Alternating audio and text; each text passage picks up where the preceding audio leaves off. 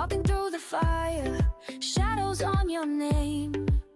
Every scar you carry tells you not to be ashamed. The journey isn't easy, but your soul is worth the fight. Every step you're taking pulls you closer to the light. How you gonna win when you ain't right within? When you have an awakening, it's just the beginning. It takes a lot more than you think, so don't stop your healing. Don't stop your healing. People may not see it, the battles that you face, but breaking down the old walls makes a stronger place. You don't have to hurry, healing has its pace. Even in the silence, love will find its space. How you gonna win when you ain't right within? When you have an awakening, it's just the beginning. It takes a lot more than you think, so don't stop your healing. Don't stop your healing. Keep going, keep growing, even when the pain is showing. Keep rising, keep fighting, your spirit's flame is never dying.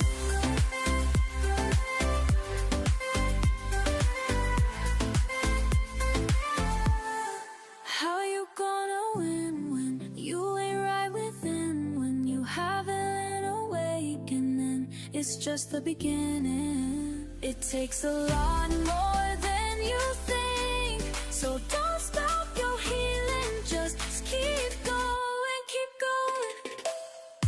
Breathe in, let it flow. You're stronger than you know. Every ending starts again. The healing never ends. Keep going, keep going.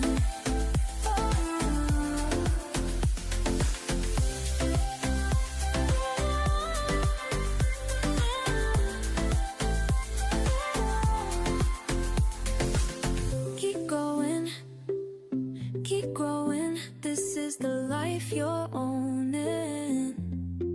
Don't stop your healing, no, you're just beginning. So keep going. Welcome to the midnight tide, where shadows whisper, darkness hides. We're diving deep into the unknown. On a journey, you're not alone.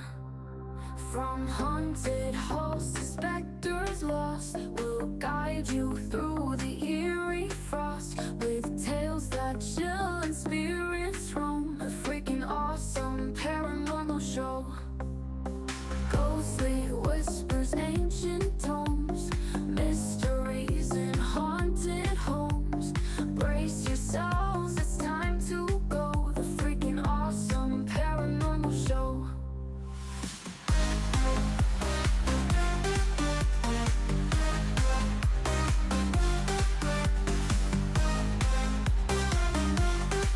The freaking awesome paranormal show. Ghostly whispers, ancient tomes, mysteries in haunted homes. Brace yourselves, it's time to go. The freaking awesome paranormal show.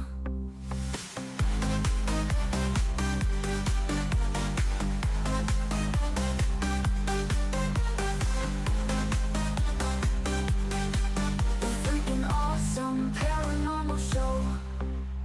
Welcome to the midnight tide, where shadows whisper, darkness hides. We're diving deep into the unknown. On a journey, you're not alone.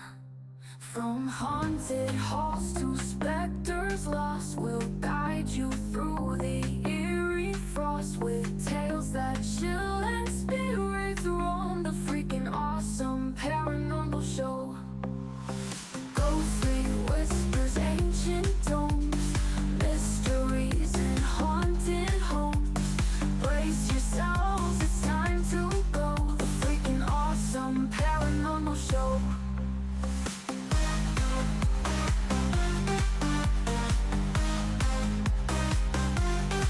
The freaking awesome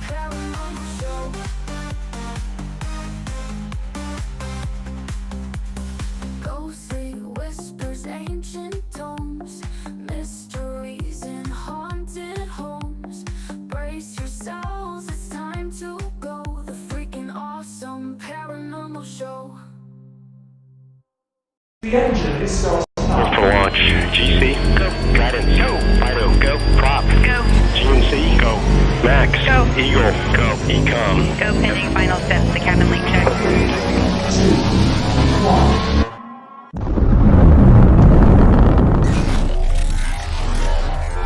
Is there anyone here that would like to communicate with us? Can you give us a sign?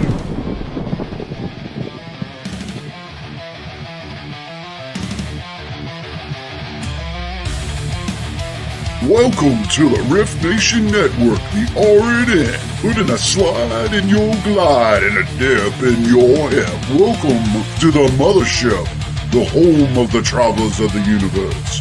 With shows throughout the week, you can find us at Instagram, Twitch, Facebook, YouTube, Spotify, and more.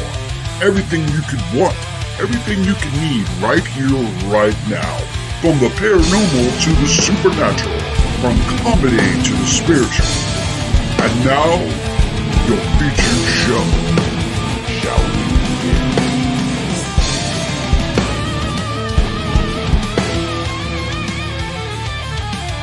It's showtime, folks!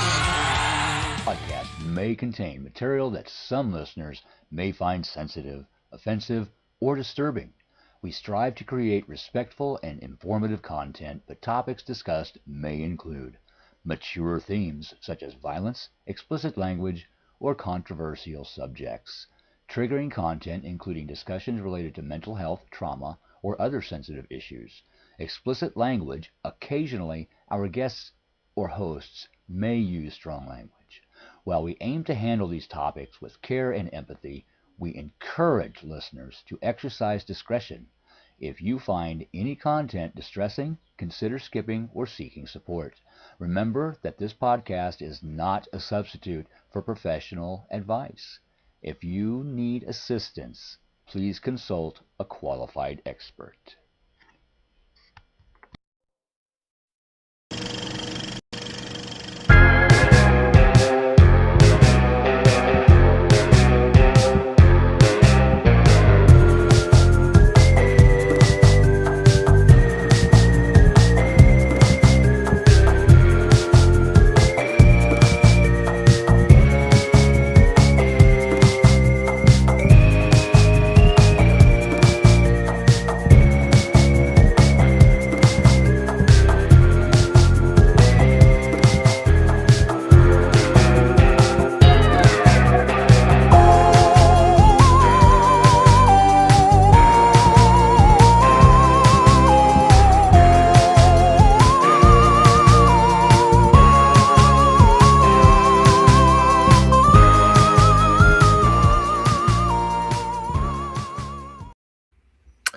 What's up, all you freaks out there? This is Ryan.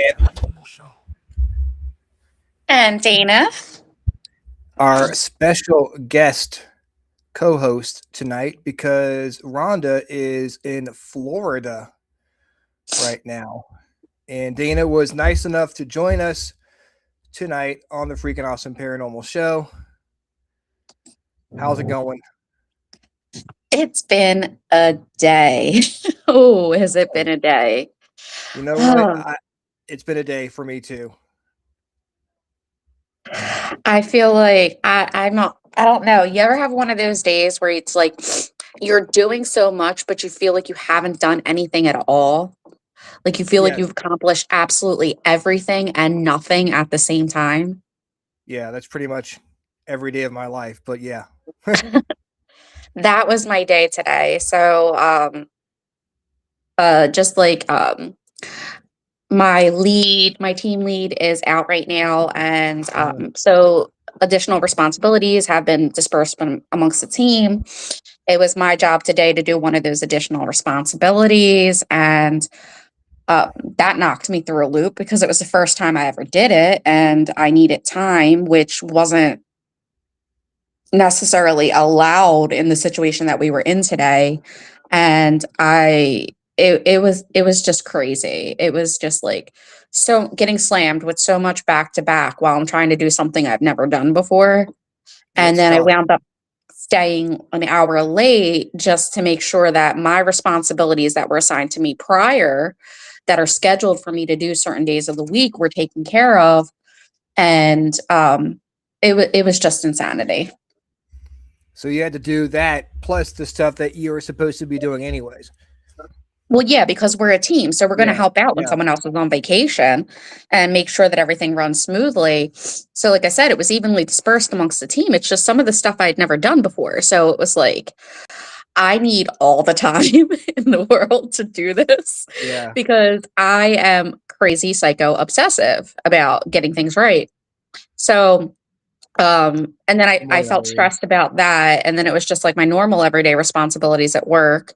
I work from home, so the room that I work out of gets very, very hot. And I didn't want to put the air conditioning in yet. So it was in like the 80s today, like high 80s. And I was roasting with just a tiny little window and a fan. So then I'm grumpy. I have a headache because I'm hot. Grumpy because of everything else that's going on. I stay an extra hour, and then there was like some things I didn't even get a break today because I had to attend to family stuff during my break. And then the time between work and now just felt like it flew by, like that I barely got to decompress. And like I took a shower. I asked the water to cleanse me and stop me from ruminating. So like I'm so much better now and I'm cooled down. But I get so grumpy when I'm hot. Me too. Right, me too. That's why I'm not a big fan of summertime, which, anybody who listens to this show knows that I am not a big fan of summer. But I'm not allowed to complain about it until at least August. So Yeah. I'm biting my tongue. But I would say that you definitely had a day. I did. You I even told had my a day. my leads, like my boss, like my actual boss, I was like, I had to talk to him about something, and I was like, disclaimer. Please disregard any attitude that I give and understand that it is not you or the situation that we are discussing. It is that I am hot, overwhelmed. I didn't say I was overwhelmed, but I am hot and therefore grumpy. I mean, I think that should be a given. They should be like people should know when it's hot outside and humid that grumpiness will occur. This could be something that should be known, and you don't have to worry about saying anything because it's Yeah. just the way life is. You see, I think I've been taking showers wrong because I've never asked the water to cleanse me. Well, yeah. I've already just tried soap and cleaning myself. Well, it's a spiritual cleanse. So Yeah, I water know. is sentient, and like if you consciously ask the water to cleanse your aura, cleanse away the negativity from you, help reset your mind, and just kind of clear all that energetic gook off of you, and just kind of stand there for a moment and focus on it. It doesn't it can be like 5 seconds, but just like focusing on it for like a few seconds, whatever that moment in time is for you. And I tend to cool the water down as I do that, just for that more tactile feel. Mhm. It'll definitely refresh you and reset you. And it's kind of like a psychological trick too. So it's spiritual and psychological because you're telling your mind, this is the stop point. After this shower and this moment, I am not going to ruminate on things. This is my time to ruminate. And after this, I am done. I mean, really, you could be killing two birds. You cleanse yourself with the actual soap body wash, whatever you use, and also do a spiritual cleanse at the same time. I think a lot of people who watch the show, they should be doing the same thing. Absolutely. I don't realize that's something you could do. I just certainly didn't realize that. So Oh, got it. absolutely. And like when you go on, say, an investigation or something, if the energy feels really icky, if there's natural water sources around it, you can go ahead and you don't have to like dive in unless it's hot and you want to. But like you can rinse your hands and visualize the water removing the negative energy or splashing some on your face. And when you're drying off your face and wiping it off, you can visualize removing the energy. It's a good quick fix if you're not in the situation to be smoke cleansed or grounded or anything like that. And then you can go and ask the water to cleanse you once you actually get the opportunity to take a shower. In addition to whatever your beliefs in cleansing are, whether it be smoke cleansing, sound cleansing, visualization when you're grounding, things like that. I think that's a great idea. I mean, a lot of places. I mean, you'd say they have bathrooms. Mm-hmm. They have a faucet. You can ask the water, to cleanse you after investigation. Or even during, if you just need a Or even break. like take a bottle of water that you Yeah. from the store, pour it on your hands, and you can use it that way. Yeah, So like say for example, you're somewhere that has extremely negative energy, you can go outside, take your breather, do whatever visualization or whatever your practice is, and then go inside and do the visualization with the water and ask the water to actually, as you're cleansing your hands, to cleanse your whole body. It's not going to get your whole body, but it'll at least get some of that energy off you in combination with whatever you did when you took a breather. So it'll help you reset and be able to focus. at least your hands will be negative. Yeah, exactly. You'll have nice positive hands. The rest of your body might be fucked up, but your hands will be nice and clean. Well, yeah, like if you do your hands and your face, like that's like you can't dunk your whole head in there, but like that's enough to like at least get some of it off of you. I think this is a good conversation for us to have on Thursday because I can just keep going and going and going. But we have guests We that are do. in the queue right now. We have Haunts of Richmond joining us tonight. I'll tell you what, I basically just sat down, been going all day, just sat down. So I'm just like you. I'm just like, it's been a day. Yes. But I was so excited about talking to my friends from Haunts of Richmond that it was just made the day that much better because I know we're gonna have a lot of fun talking with them tonight. So I'm gonna go ahead and bring them on. Here is Chris right here, and here is Beth. Wow, that is a view, man. That's nice. Isn't his view nice? Jeez. That's awesome. Hey, Where's that? Where are you at? I am in downtown Austin. So I'm coming to you from Texas tonight. Yeah, yeehaw, man. That's awesome. Yeah. Yep. Got me on the road, but happy to be here chatting with y'all tonight as well. I've been looking forward to this all day. And it's been a long day because I woke up this morning in Richmond. So yeah. Okay, got me beat there. You're in a different time zone, so you win. Yeah. We're not the only ones that had a day because apparently you had a day. I mean, 4 not for too 4. bad. Beth had the day. I mean, Yeah, I for had me, the day. Yeah. But it is what it is. But I have a cat, so Yeah. Well, there. Yes. That makes it better. That makes Yeah. it better. I do miss the cats. Don't get me started on cats. I've got 4 of them and they are my babies and they make me smile. Uh-oh. Oh, he loves us. Now he's back. Okay, there he is. There. Yeah, sorry, now, okay. guys. Yeah, No idea what happened there. that's weird. Thanks, Keith. So, what happened with you, Beth? You said you had a day. Now I'm kind of wondering what that It was. was extremely busy at the day job, both emotionally and physically. Oh, So yeah, and I also just sat down because I also had a tour to launch, and I'm building a set for my next skeleton display. oh wow! I love your hair too. By the way, Thank you. It looks awesome. So if you want to take a guess of what the next display is, Who's that? I'll show it again. That beetle? Oh, the Wizard of Oz. yes, it is for Wow, Pride we Month. go. nailed it. First try. First, I thought it was gonna be. So- First I Wizard thought of beetle would be- Oz. Yeah, that's So awesome. I've been building a wicked tree where you find the Tin Man, and there was a lot of spray foam involved today. Oh, So what is that for? What are your displays? Where do we see them? They're in our front yard on 25th Street. It's something we started during COVID, and then we started getting yelled at for taking the skeletons in by the churches that surround us. And so I keep doing it. So yeah, I do usually 3 big builds a year, summer, Halloween, of course, and Christmas. And then I do smaller displays in between those ones. I bet the people love that. Besides the church, of course. Oh, yeah. But you got to keep them on their toes. You know. Yeah, they're always asking, when's the next one coming out? I'm like, costume and set change. Yeah, I mean, you got to let them enjoy your work for a little bit before you change it up. You know. Yes.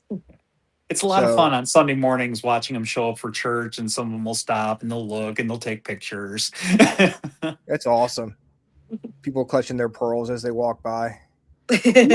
Not too many of them. Not too many of them. In the years that we've been doing this now, we only just in the last month got our first special letter, if you will. Somebody left a little note for us saying, "Imagine the bravery it took for us to go ahead and ascend the stairs to Hell House to leave you this note." Like, Wow, that's taking yeah, themselves way too seriously. yeah, exactly. Yeah. Hell House. Oh I mean, my that's Hell God. House. Yep, Hell I House, right mean- next door to the church.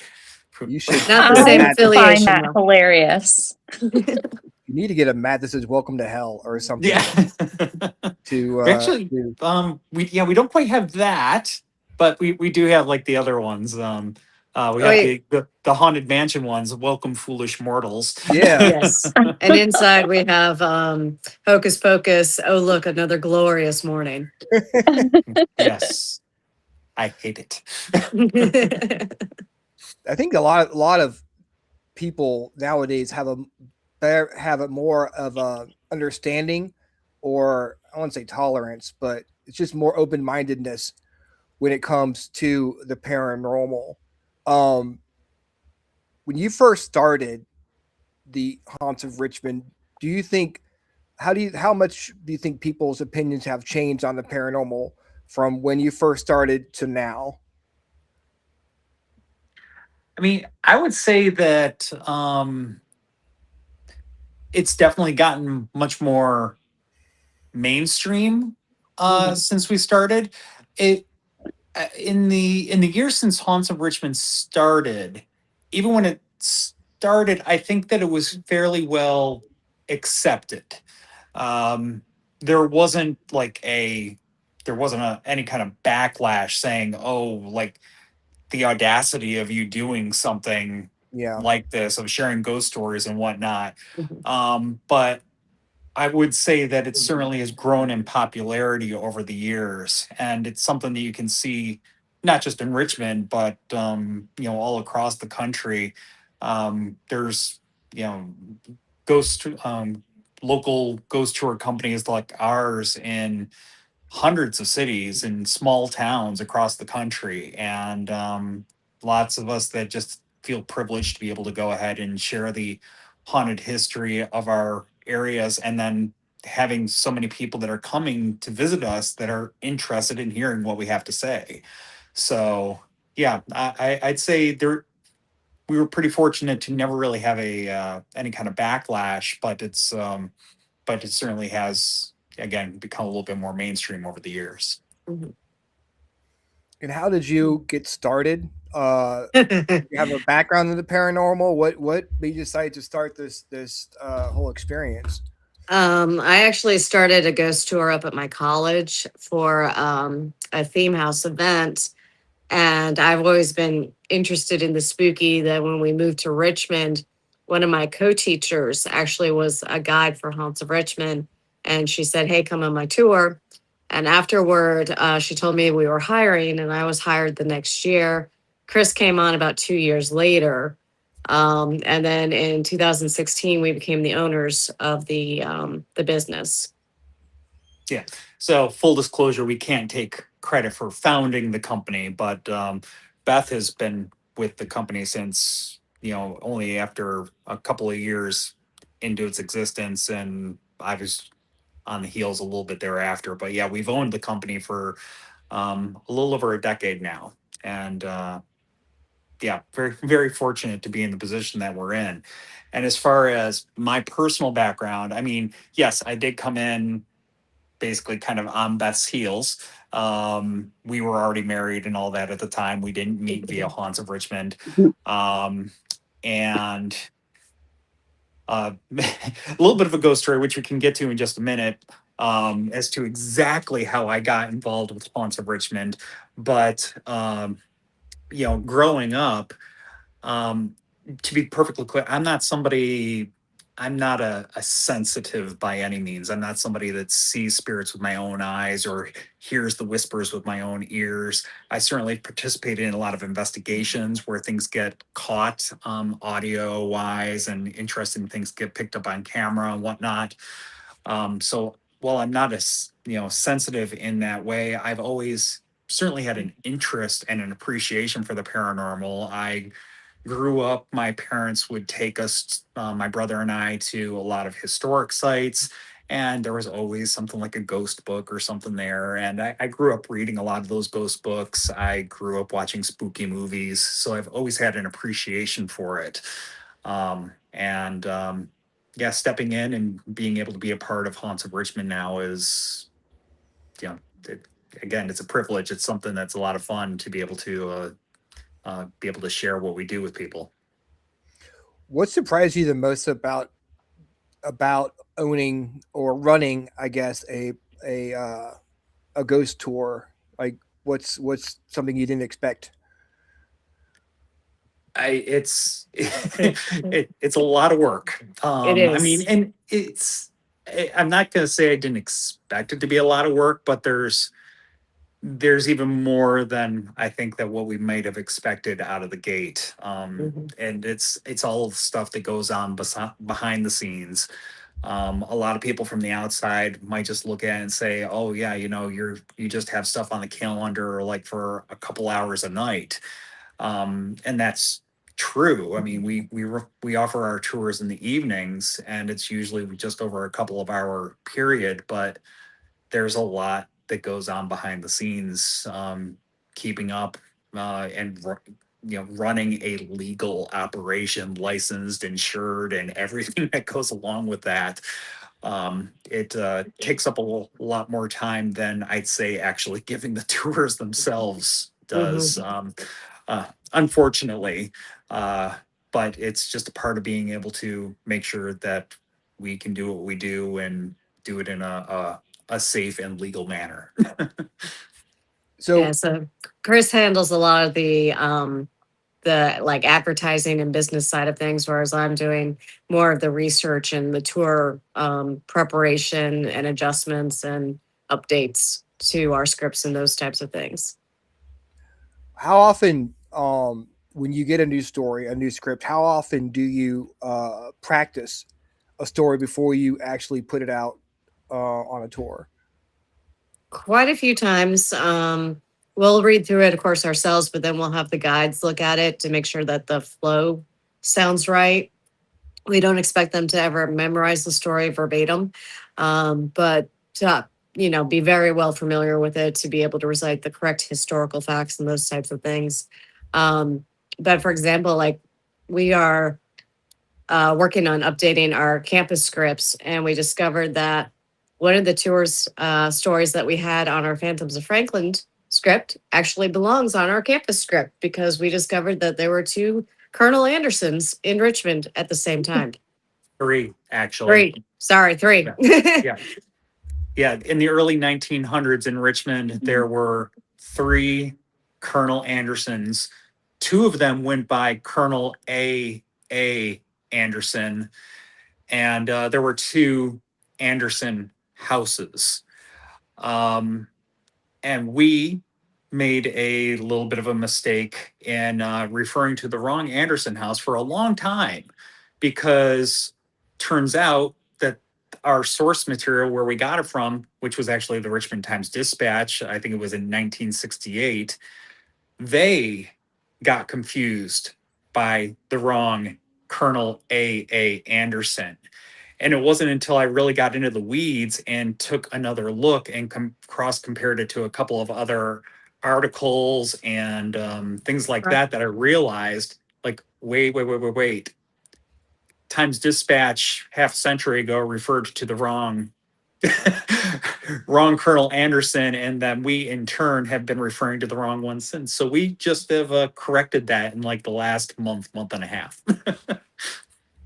I mean, that's cool because I know, I mean, people might not do that because the only person that would know would be you guys because you assume people who go on tours they don't know the different houses. Maybe they Mhm. do, but the fact that you actually, you know, put the effort into actually make sure that it was the right house, Yeah.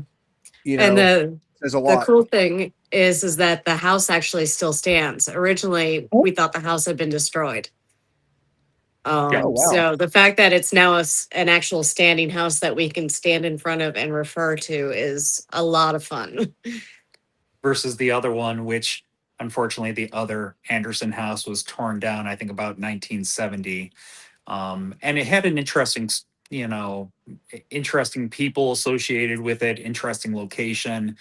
But yeah, the Times Dispatch just referred to the wrong Colonel A. Anderson and got a couple wires crossed. And turns out, well, we can actually refer to the correct Colonel Anderson and the correct Anderson house, the one that coincidentally still stands, not even a half a mile from the one that was torn down in 1970. So it's yeah, there's so much out there, and it's really rewarding. I don't know, for me personally, to be able to take the time and dive into the weeds and be able to pick out some stuff like that every once in a while. Is there? that is so Oh, awesome. Sorry, Ryan. no, yo, go Because ahead. it I just was shows waiting. I that was like like, you're I'm talking too much here. Let Dana talk for a second. that just shows that your true dedication to what you're doing and as well as your dedication to history and accuracy because most people would see an article and just assume that it's fact and that the person went ahead and did their due diligence as far as researching. So the fact that you can find something like that and go ahead and bring it to life and correct it and actually tell those stories of the past going forward is it's pretty awesome. Thank you. Yeah, Yeah. it is really cool to be able to do it. And yeah, as I said, yeah, I keep referring to it as a privilege. And it, might sound a little campy, but it is. Just to be able to do it that way. And I tell people, it's like, yeah, we are a ghost tour company, but first our first priority is making sure that the history that we're sharing that's associated with our ghost stories, that we're sharing accurate history. um we owe that to the people and the places that are associated with that history, to make sure that we're sharing their stories in an accurate and truthful manner. So um yeah, that the history really comes first and foremost for us. The fact that we have the ghost stories to go with it is a lot of fun, and something that we really do enjoy, being able to share the spooky stories as well. But the spooky stories don't really mean much if they don't have the actual, the accurate history to back them up. At least that's how our approach is. And I Do totally you? agree with that approach because I've gone on ghost tours just like here where I'm located in Pennsylvania, where it was just like story after story. But if I go to a historical place or a place that has history, maybe not like in a historical sense, but like they've been around, they've got their own stories. I want a little bit of both because when it comes to ghost stories, they're tied to history. Like Mhm. the two are interwoven. So like you can go to a house that has paranormal activity, but you're not going to understand it unless you know the history of the house, the history of the family. Mhm. So to see someone so due diligent, like that makes me happy as a consumer who goes on ghost tours. Mhm. And We're it right up your definitely alley then. helps. It definitely helps with understanding the paranormal activities that are happening. We have somebody who gave us a story about one of the old tobacco warehouses that they are currently living in, and they were wondering why were their ceramic mugs getting targeted and getting destroyed. And we were actually able to look up the map of the old tobacco warehouse, the interior design layout. And we found out that where their apartment is actually where the staff break room used to be. And Oh, so wow. she decided she was going to start leaving coffee out for the ghost. And all of a sudden her mug stopped breaking. Oh, yeah. Makes sense. They wanted coffee. That's so cool. Yes. That's awesome. Makes And I total think sense. I a lot of times when people go on investigations and they look at the spirits as objects, or they forget that they were actual people Mhm. who lived life and had hopes, had dreams, had fears. And that story really brings back the humanity to the spirits that haunt these places, you know? Hmm. Absolutely. Yeah, absolutely. And it's it's one thing to go out on an investigation. It's very exciting, when you do manage to catch a some sort of EVP, or if you do hear disembodied footsteps or something like that. It can be very exciting in the moment. But when you get past that like initial moment of having that paranormal experience, um, I think that you can it helps the moment linger a little more, if you will, or the excitement can only grow if you can do a little digging and find out, like, well, why did I hear that? Or that EVP, that the word that came across, does it make sense in the historic context of the place? And that's where I think that there's so much room for there's for the investigative side of things, the storytelling side of things. There's a lot of room for both, and there's a lot of overlap and opportunity for those sides of the paranormal interests to overlap and work together. Hmm. Do you think Richmond gets slept on as a paranormal like city? Absolutely. I I mean, Beth, do you want to chime in on that? I mean, I can absolutely, without a doubt, in my opinion. It has given us so much to work with. I mean, we have 6 routes through the city and so many more stories that we just can't even work into a tour. And so we have to figure out other ways to like share those stories with people that have been documented through the years, and the ones that we're still getting today. We just did an interview, and all of a sudden we now have, I think, 2 more buildings we need to look into to possibly add to one of our tours. So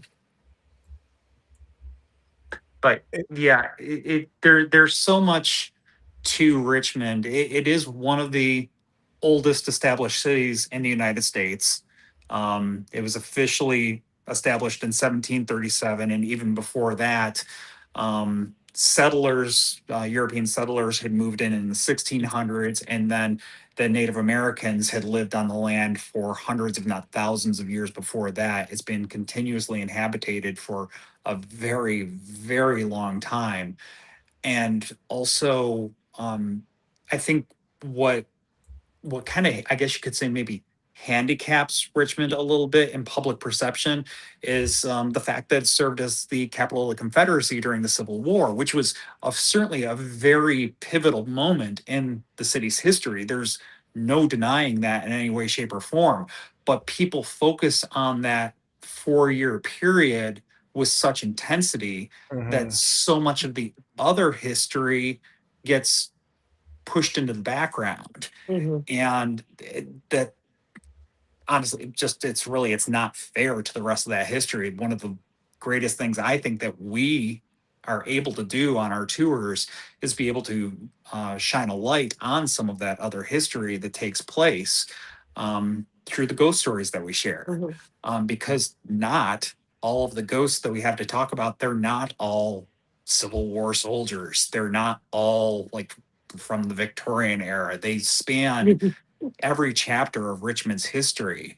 And I mean, we have ghosts that are from revolutionary times all the way up to 2014, I think, is our most recently documented one. mhm. Oh, Um, wow. yeah, so it's It's a wide range of history that gets covered in just very small sections of the city. Yeah, there's a lot of history that a lot of people, I guess, don't pay attention to because of, just like you said, Civil War. That's all people Mhm. seem to care about. But there's Prohibition, there's the Mhm. 1920s, there's all the Yep. stuff that happened in the 60s and 70s.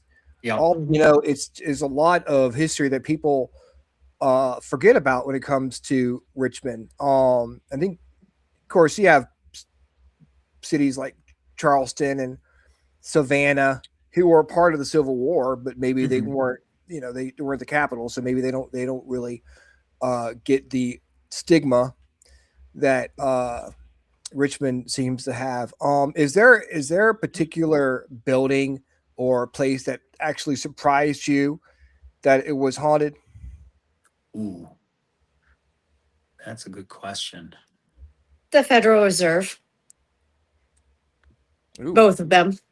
Yeah, that the more recent or the newest Federal Reserve is probably the most surprising one. But yeah, both of the Federal Reserve and its predecessor building, which is the predecessor to the current Federal Reserve building, is the one that still stands next to Capitol Square and still serves today as the Virginia Supreme Court. So both of those buildings have ghost stories associated with them. Yeah. you tell us one. Go for it, Beth. So the original Federal Reserve, there's a story that Paul Hope shares with us in his book, Policing the Paranormal. One of their female officers was up on the fifth floor on her break going to the vending machines, and she was looking at the machine trying to decide what she wanted as a snack when she noticed a gentleman in a rumpled brown suit walk up behind her, kind of looking down but up with his eyes in a very menacing way. As she turned around, nobody was there. She turned back around, she could still see the reflection of him behind her, at which point she dropped her change, turned, and ran. She went to the elevator, decided it was taking too long, and decided to run down 5 flights of stairs, all while calling intruder in the building over her walkie-talkie. Now, Paul was actually on duty that night. He was in the main building, the main Capitol building, so he was hearing this unfold over the radio. They did a full sweep of the building, didn't find anything. They actually watched the security footage. They didn't see the gentleman, but they saw her reactions exactly as she had described them. She refused to work the night shift ever again. That's got to be scary, man. Yeah. So there's that one, and then a couple other like kind of surprising ones. Maybe you might or might not expect it. The VCU Medical Complex, or MCV, the modern buildings that are there for MCV. I mean, there's like the historic building, like the Egyptian building. There's ghost stories associated with that, and given how old it is and the history, not necessarily surprising that there's ghost stories, but right next across the street, the modern buildings also have some experiences. We've heard from many of the doctors and nurses there that they hate to go down in the area around the morgue. And that in and of itself kind of, it makes sense. The morgue, it's kind of an uncomfortable space, Creepy. you could Yeah, say. yeah. But Oh some yeah, of them have gone so absolutely. far as to say that they have actually encountered people in the hallways outside the morgue, the people that they have dropped off at the morgue. And Like they've where? encountered, yes. Oh Yeah, my it's like god. they Like wheeled them two into the days morgue. later, they Yeah. encounter that person in the hallway. Yeah. Huh. So Wow. Well, there's been that. And then on a different note, there's the Richmond Public Library, the main branch, the one that's right there on Franklin Street in the middle of town. There's a spirit there, an entity known as the Whistler. Don't necessarily know who it is. Based on the activity that takes place around them, it makes sense that it's probably one of the librarians or maybe even a somebody from like the custodial staff that may have worked there once upon a time. They have a tendency to like straighten loose books, and if a book has been misshelved, people might come in and find it taken off that shelf and set aside as if like, no, no, no, no, no, this book doesn't go here. And some of that activity is associated with a disembodied whistling that they'll hear throughout the library. Yeah, so there's that as well. I just have that scene in Ghostbusters in my head Yes. where Yep. they're You- downstairs in the public library. You know, You just took the words out of my mouth. Like, get out of my head. I love that movie. When I said earlier, like I watched spooky movies growing up, I think I watched the original Ghostbusters at least once a it's week. a classic, Yes. definitely a classic. That's one of my Oh. husband's favorite movies, and there's always been an ongoing joke because there is no Dana, only Zool. Mhm. Yeah, Yes. there you go. It's amazing. It's oh god, I hate to say it, it's over 40 years now and it still holds up so well. It They don't does. become like they used to. Honestly, I going out a little bit of a tangent. I don't think there's any movies that are made today where people 40 years from now will be like, yeah, I got to watch this. I got to put it in. They're It's just- rare. They just don't do it anymore. No, I think that modern movies, the ones that people will still be talking about a half century on, they're going to be very few and far between, unfortunately. Now, I'm Absolutely. wondering if that's because the lack of choices we had when we were younger too. Like you didn't have a million channels to watch. So if someone Yeah. rented a movie, you had to watch it because there was Mhm. nothing else. Mhm. That's an Yeah. excellent point. We're spoiled for choice now, and it can make so much just get washed away, I guess you could say, in the constant literal stream of video that's coming out across all these different platforms. But I at the same totally time, agree. Oh, sorry. I was going to And say it. Go ahead. sorry. I was just thinking, like, in regards to movies and stuff, there is a certain flavor that every decade puts on their movies. And I feel like everybody is going to be more partial to whatever flavor they have lived through. And so for like people like us, I'm like, oh my God, they don't make movies like they did in the 80s and 90s. You're But then the old problem is, people now. yeah, Back and in then my but the day, problem is too that that's a specific flavor. Like I like current movies. I just prefer that dialogue, that wittiness, that improv, that freedom that they had back then. And it's kind of hard now because movies have been made for so long to have an original idea. Mhm. that's true. Lots of remakes. So Oh, many yes. remakes. Mhm. You know, there's lots of choices, but at the same time, all the channels, the ghost hunting, shows that have been on, they've got to help, foster interest in what you're doing. Mhm. Mhm. So it's not all bad. No, absolutely. I mean, there was, I think in recent years, I think it may have ebbed just a little bit. We're still doing fine. We still got lots of people coming out and joining us on the tours, but there was a period, I don't know, I would say between 8 to 10 years ago, maybe, that a lot of it almost reached like a fever pitch. It was the pre-COVID years. There were a lot of the paranormal shows were on TV, lots of different options, and it did. I think it drove a lot of interest and a lot of people coming out and checking out, and taking the tours. And again, we still get a fair number of people coming out, but yeah, there was a period, a fever pitch period, I think, in that. I say 8 to 10 7 to 9, whatever. That's the Mhm. other thing. Post-COVID, time doesn't really mean too much anymore. Whenever it was.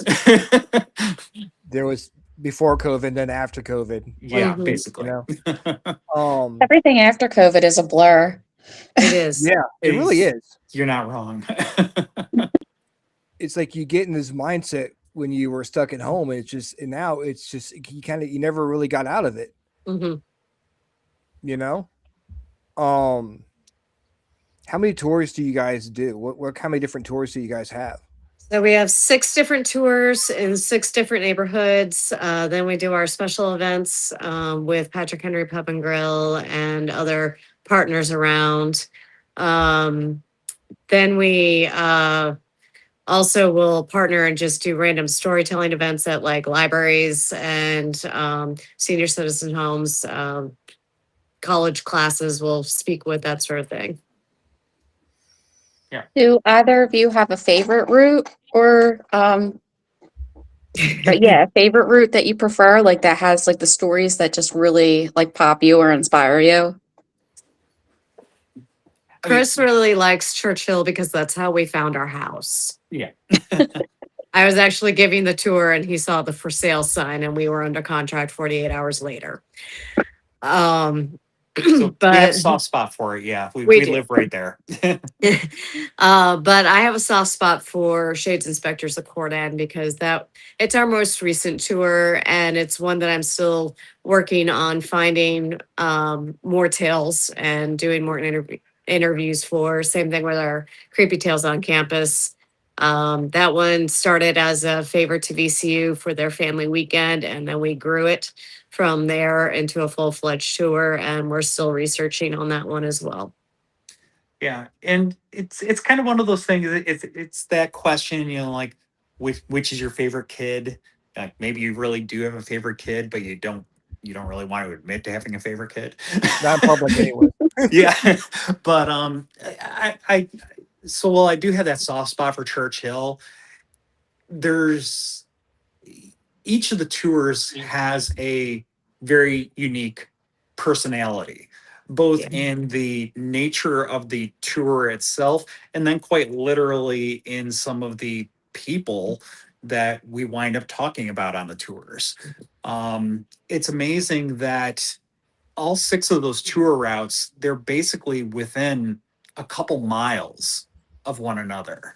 But each of the neighborhoods is so distinct from the next that it maybe it's because of how it developed, like the era that it really developed in the city of Richmond's history, or what the purpose of the neighborhood was. Like, for example, our Capitol Hill tour really focused on Virginia state politics, if you will, and stuff like that. But we're very spoiled in that you don't have to go too far just hopping from one neighborhood to another and being able to see so many different aspects of Richmond's history, Richmond's architecture, and all of the people and events that go with that. Is there a story that I'd say scared you, but kind of rubbed you the wrong way? Ooh. Well, I think, and maybe Beth, just scared you. The theater? Altria? Yes. Because Because not of what scared happened to me, you. but it definitely jolted me.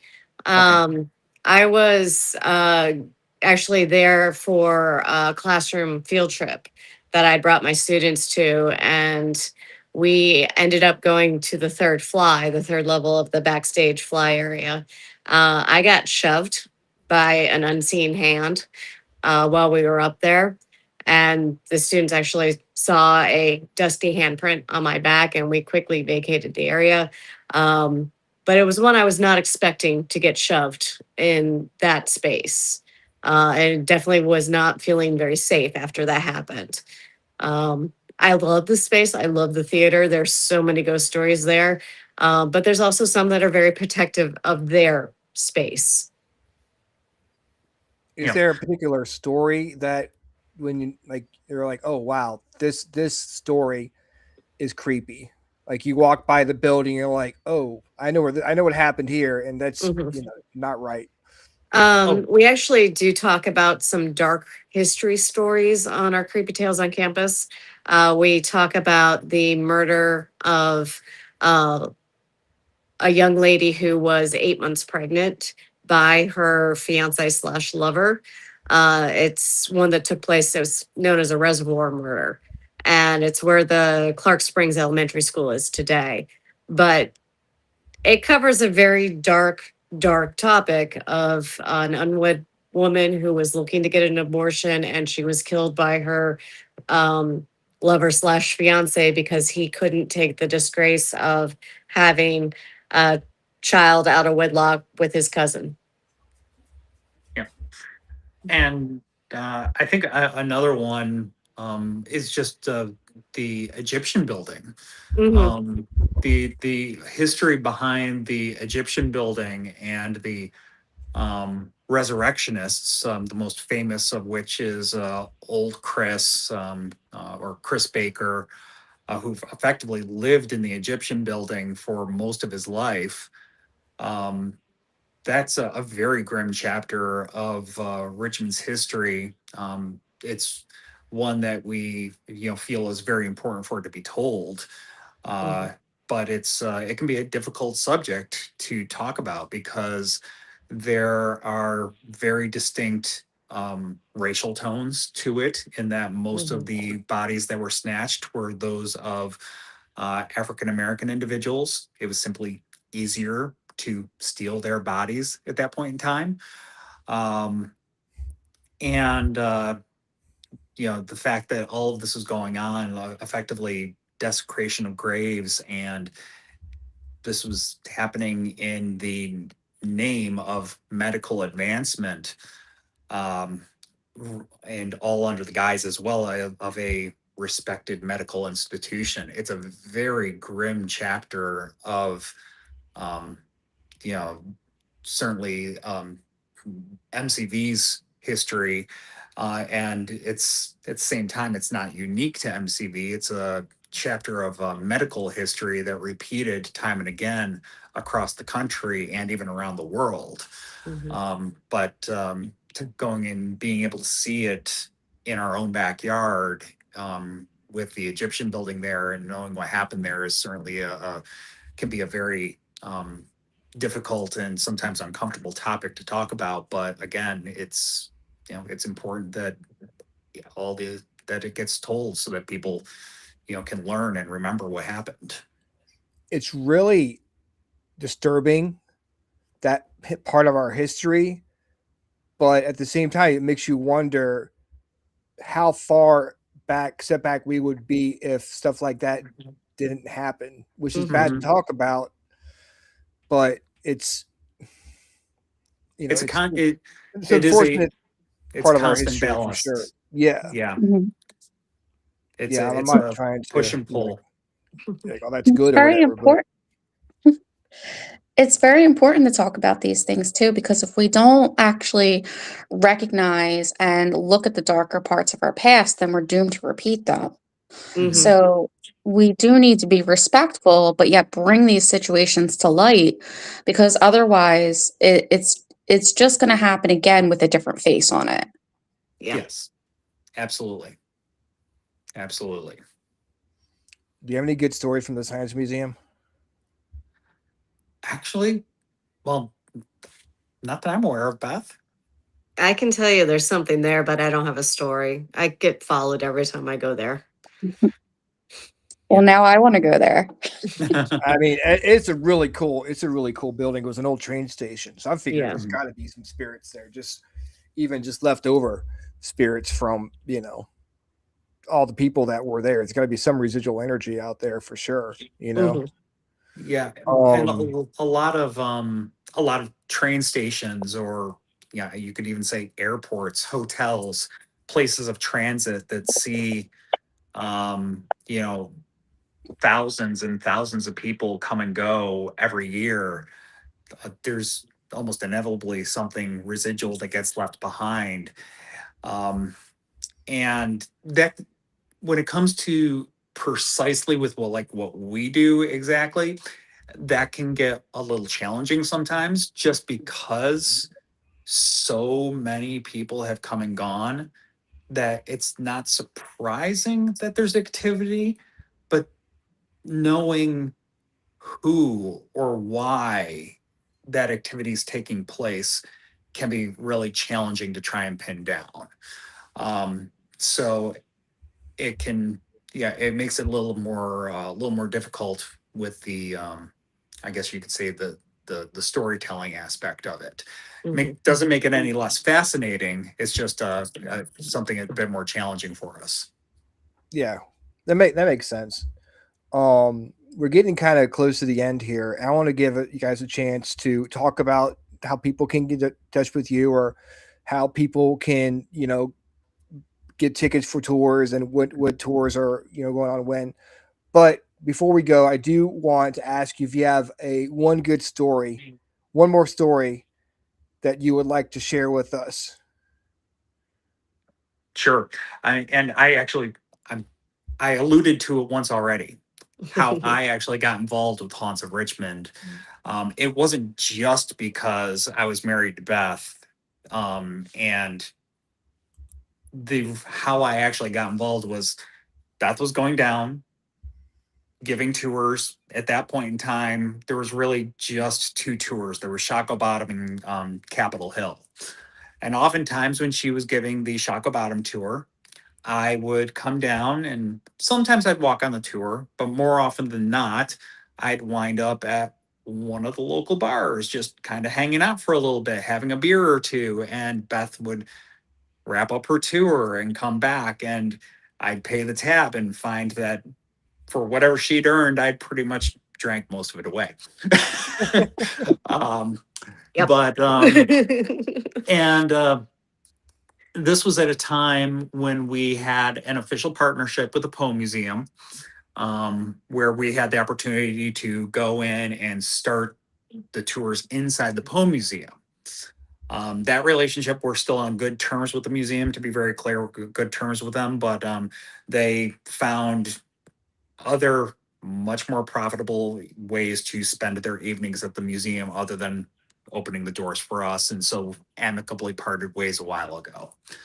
But when we were officially partnered with them, part of the stipulation was there always had to be a Poe Museum staff member there to unlock the museum doors and let people in. Makes sense, liability thing and whatnot. And that responsibility almost always fell to a young lady named Erica. Erica was pretty much the only person on the museum staff that was happy to put in those extra hours later in the evening. And that was all up until one day in, I think it was October of 2010, 2011. I forget the exact year. But Erica had already been at the museum all day. And then it's October, so the ghost tours are going full tilt, and there's a couple of tours going out of the Poe Museum. So she's got an extra long evening there hanging out at the museum while the tours are going on. And when she's there for the tours, she's there more or less by herself, because she opens the doors, tour comes in, there's an introduction, tour goes to the neighborhood. She sits by herself in the old stone house there at the Poe Museum until the tour comes back. And a little bit long story short, one particular evening, the resident spirit of the old stone house, a little boy named Jonathan, got a little too rambunctious for Erica's taste, running back and forth upstairs in the old stone house, footsteps, stomp, stomp, stomp, stomp, stomp, stomp. Nothing malicious, but just enough to be very unnerving. And at the end of the evening, Erica decided she'd had enough. She wound up, after the tours wrapped, it was like 10:30 at night. She called the curator of the museum and quit on the spot. Wow. Yeah, it left everybody in a bit of a lurch, and the museum not having anybody else that wanted to step up into that role. Everybody's kind of frantically looking around, and then someone like, hey, Chris hangs out down here a lot while Beth's giving tours. Do you want to see if he's interested?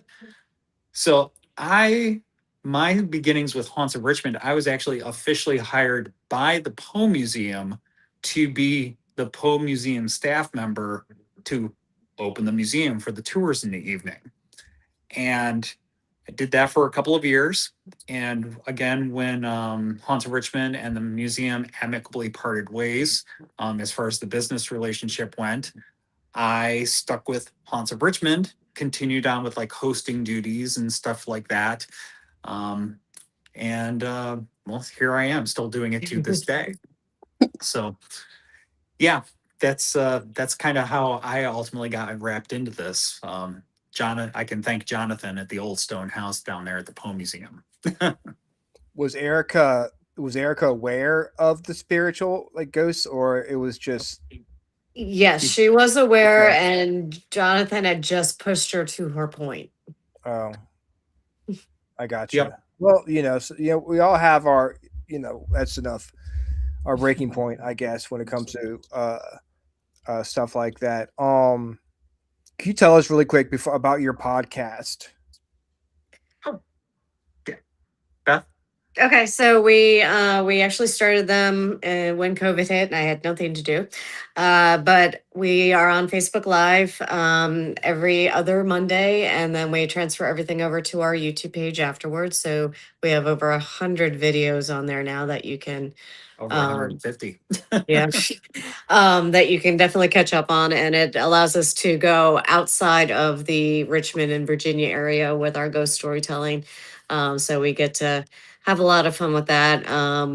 We've done most of the 50 states for about 3/4 of the way through, plus international and other things that we just kind of focus in on. And then Chris will also, when he's traveling like he is today, he will actually go and do some videoing and kind of do like a vlog of those ghostly stories.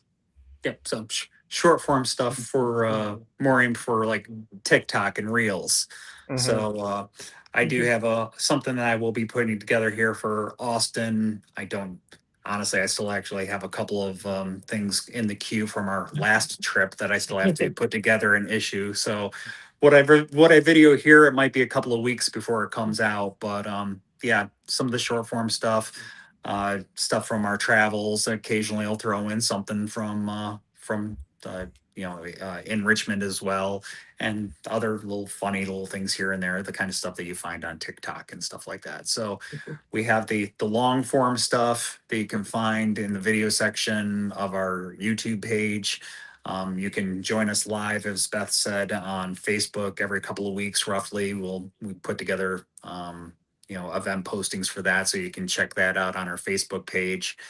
And and then the more short form stuff that we're still kind of working and building into a little bit. We were, I guess you could say, maybe a little late to the game on TikTok, but we're there and using it. So all kinds of stuff. We love spooky stuff, not just in Richmond, but we seek it out wherever we go. So you're doing research for your podcast in different cities at the same time, doing research for your Tours. tour. Yeah. So, yeah. This is what a retired English teacher does. Wow. So again, I'm gonna keep talking, but how do you find new stories about Richmond? About Richmond? Library? Yeah. Yeah, library, newspapers, somebody coming up to us and saying, "Hey, I live here. This happens. Do you know anything?" And then we take a nice research dive. That's the biggest driver for us. In like for individual news stories, is people coming to us and asking if we know about a place.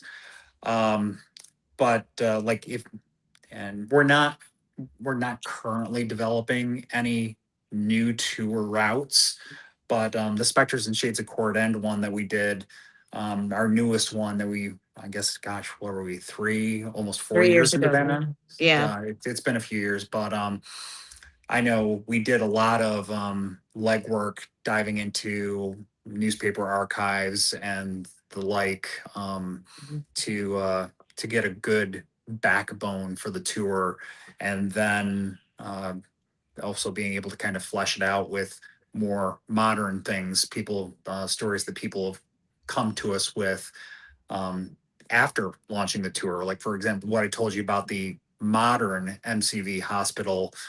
Those are stories that after we started offering Spectres and Shades of Cordend, people joined us on that tour and like, hey, I work there and this is what's happened to me here. Mm-hmm. So Wow. that's the kind of stuff that that it's a lot of it is deep dive into dusty archives, and a good chunk of it is also people coming forward volunteering their stories, and then we'll do legwork to kind of validate those stories. Not exactly, we're not trying to repeat their paranormal experience, but seeing if what they're experiencing makes sense in the context of the location. So there's a lot of legwork that goes into getting to the point where you're actually telling the story Mm-hmm. to Yeah. the guests Oh, Yeah, yes. on the tour. Our Phantoms of Franklin tour is one that the original founders developed, but it was never a full hour and a half tour. It was always lacking in some stories. And so we shelved it for a while. Then, when Chris and I took over the business, I decided to dive into research to see if I could find a couple more spaces that we could talk about. And we were finally able to get it past the 90 minutes. So we actually have more to talk about than we actually have time for now. Do you do a lot of work with like pacing and like talk slow, time it out so you're not finishing Yes. an hour and a half tour in an hour, and you're like Yes. sitting And around. "Whoop, what do you wanna talk about?" every tour is gonna vary depending on how fast people walk, how many questions are asked, that sort of thing. Mm-hmm. That's true. That's you ever when you if someone's asking too many questions, you ever be like, all right, we got to keep moving. There can be a little bit of that. It doesn't happen too often. Every once in a while, you'll get somebody that asks a lot of questions, and usually at that point, we just say, hey, tell you what, let's hang out after the tour a little bit, and we can chat for a little bit. That way, we don't have like the entire tour crowd there on the Just hanging out. periphery of this Q&A session. We don't have to do that too often though. And honestly, getting, say like a question or two per location that we stop at, it keeps people engaged, keeps everybody engaged, keeps the guests engaged. It honestly keeps the guides engaged in the sense that it guides will feed off the energy of the people that they're leading. So, Not in a weird vampiric way, but it does let us know that you're enjoying yourself. Yeah, it helps to know that you're engaged and that you're paying attention, that you're interested. And if you start asking some, I guess maybe some more pointed questions that are maybe a little leading, it can help even like I guess you could say fine tune the flow of the tour moving forward from there. Knowing like, oh hey, this group of people, they seem to be particularly interested in XYZ here. Let's go ahead and give them a little bit more of what they seem to be really after. Well, I could go on and ask you all these questions for another hour, but I think my dog needs to go out for a walk because she was whining by the door. Aww. If my cat's been biting my arm the whole time. He's hungry. okay, you got to shut up. I've got to go outside. But I do want to ask you to talk about real quick how people can find you and what tours you have coming up, anything special you have coming up that you want people to know about. Actually, yes. Floor is yours. So I'll take the special. We actually have a sister tour company called RVA Hidden Histories, and we are launching a brand new tour that is the legends and lore of Hollywood Cemetery. Ooh. Yes, so that's our newest tour. Awesome.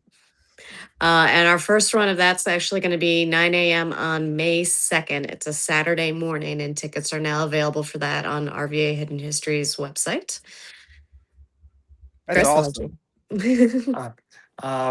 Let's see. Look, other special event. We will be vending at the Richmond Ren Fair this next weekend.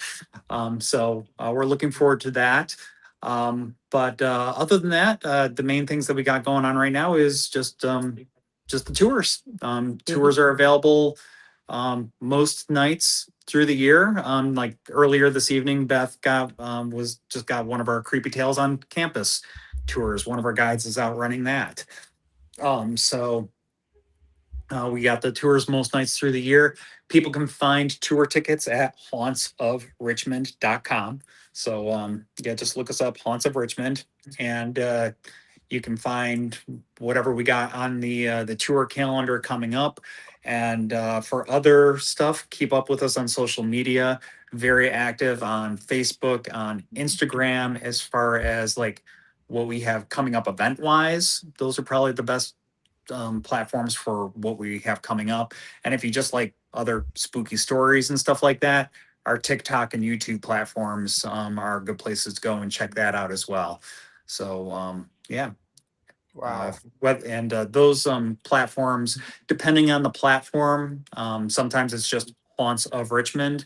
Other times it might be Richmond Haunts. It's a thing. But if you see the Haunts of Richmond logo, you'll know it's us.